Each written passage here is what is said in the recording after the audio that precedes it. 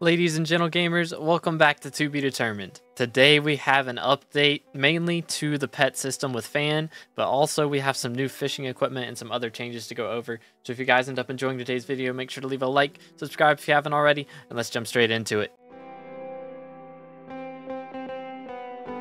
Alright, to start with, we do have to go and visit Fan in the hub. So Fan's rates have been changed by quite a lot. So they buffed the amount of XP you can get per day by a ton. So with the free training, it got buffed by a little bit. It used to be at Taming 60, you could get a maximum of 40,000 XP per day, but now it's buffed to 50,000. That's for the free rates. But now if you do the more expensive versions, they are buffed by at least double. So light training for a day used to cost 200,000 coins. Now it's 250,000 if you have none of the cost reductions, but you get double the XP. So it used to be 125,000 per day.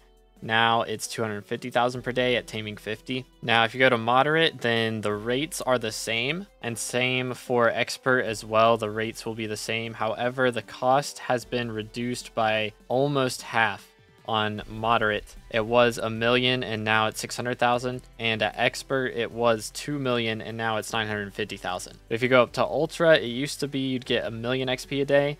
Now you get 1.5 million, and it would cost 2.7 million per day, and now it costs 2 million per day. So pretty major buffs to Fan, and you would think that this would mean that Fan is now got to be way better than using carrot candies, but that is actually not the case because they also buffed carrot candies. So if we go into farm collection, we can check out all the carrot candies. Simple carrot candy is the same as it used to be, 20,000 XP per carrot candy. But if we go up to the higher ones, great carrot candy has been buffed. It has been buffed by double. So the rates used to be 100,000 XP per candy. Now it's buffed to 200,000. If we go up to superb, it used to be 500,000. Now it's 750,000. And if we go to ultimate carrot candy, it's 1.5 million instead of 1 million. And if we look at the Caduceus feeder, which is from the Rift, it now buffs ultimate carrot candies by 150,000 instead of just 100,000. So leveling up your pets is a lot easier now. So if you're planning on getting a G-Dragon anytime soon,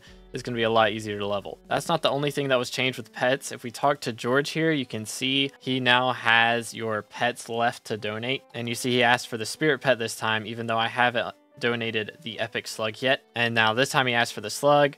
This time he asked for the spirit. Then he asked for the draft. So you can see the different pets that he wants now. It doesn't matter what order you donate them. So you don't have to be stuck on slug pet like I have been for the last month. You can donate some of the cheaper pets like Spirit, Bal, Baby Yeti, Frostwisp, and get those ones out of the way before you go on to the more expensive ones like Jellyfish and Enderman. So you're not just stuck on a pet whenever it's more expensive than your next upgrade, which is really, really nice. They also did some changes to the playtime command. So if you do /PT, you can click on your playtime now and see where you spent most of your time. So I've spent a lot of time in the garden, 300 hours, and then I've spent 300 hours in the hub, 260 hours in the crystal hollows, 167 hours in dungeons. You can also see your hours spent in dark auctions, Kudras, and instanced, which I'm guessing is also Kudras. And if you've been in the gold mine for more than half an hour, then congratulations to you, sir. You've spent more time there than I have. They also added a new item to cat, which is nothing too fancy. If you look in the bit shop here, you can go to cat items now, and there's multiple items. So there's now the cat bouquet,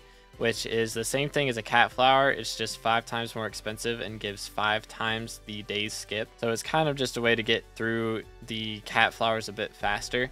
So if you have a E-Drag pet or something in there that takes like 90 days to upgrade, you don't have to give her 90 cat flowers now. You can just give her 5 times less that amount with bouquets, so 18 bouquets instead of 90 cat flowers. Kind of a nice little buff there. But now we get to the really interesting stuff. So if we look at the auction house, Thunderbolt necklaces can now have Blazing Fortune and fishing experience on them. So for the first time in forever, we have a new god roll for the fishing equipment. But that's not the only change to fishing equipment, because there's actually a whole new set of fishing equipment. If we look at Clownfish level 7, you'll see there's the Clownfish Cloak, which gives some sea creature chance, some fishing speed, and you receive less damage from sea creatures. So this set is honestly gonna be really, really nice, not only because it goes in museum, but because it's actually useful. The Ichthytic armor set without any reforges or anything doesn't actually give sea creature chance. So finally having a set that upgrades your sea creature chance with equipment is going to be really nice. So of course this is a full set, so this isn't the only piece. All of them are across fishing collections. So the first one was clownfish level 7. The next one is at prismarine shard level 7, prismarine necklace, which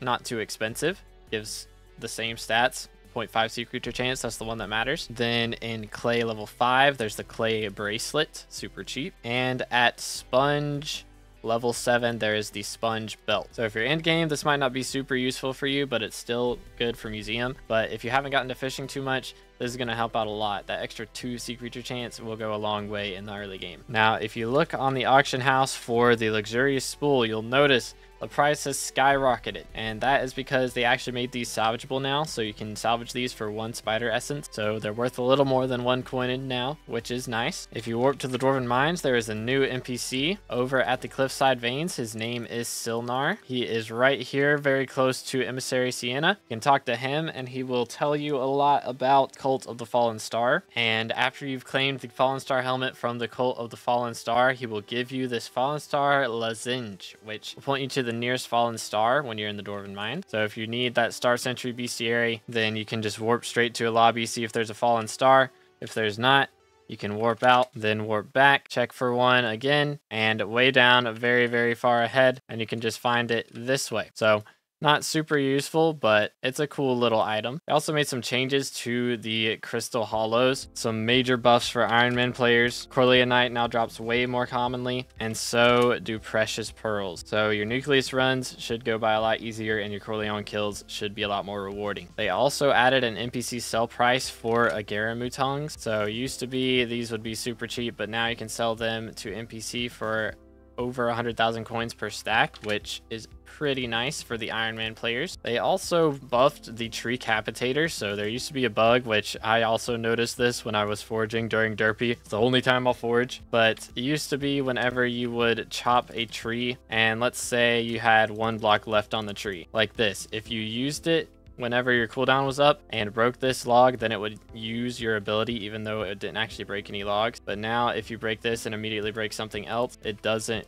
ruin your cooldown by breaking that 1 block. So nice little foraging buff, who knew? Also, my Slayer grinders, they made a huge change for you guys, mainly for those of you that use Crimson Armor actually. So the Blaze Slayer grinders. Slayer mini bosses would not count towards Dominus stacks, which I've been doing Blaze Slayer recently. It was really annoying, but now if you kill a mini boss, it will count towards your Dominus stacks. So that's really useful for Blaze and especially Enderman Slayer. Those are the stages where people are generally using this setup. So very, very nice. Also, for those of you that knew this bug and were using it in Javis, I'm sorry to say it, but if you were a Soul Whip user, there was apparently a bug. I didn't know this, but you could use the Soul Whip while you had sea creature armor on. So the hunter armor right here, it gives you immunity to sea creatures so they can't hurt you. But if you used either the Soul Whip or the Shadow Fury's ability, then you could actually damage sea creatures. So people are actually using that to deal damage to Jabus without the risk of being nuked. And so that is patched now. So if you were using that to cheese Jabus,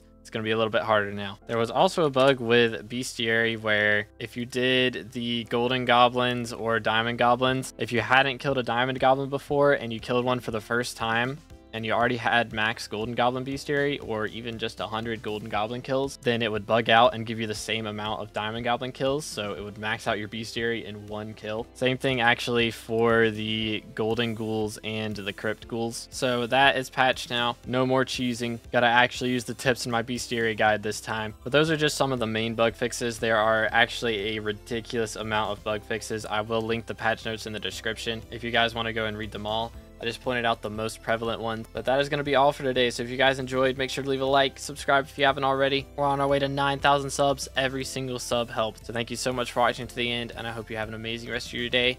I'll catch you in the next one, and God bless.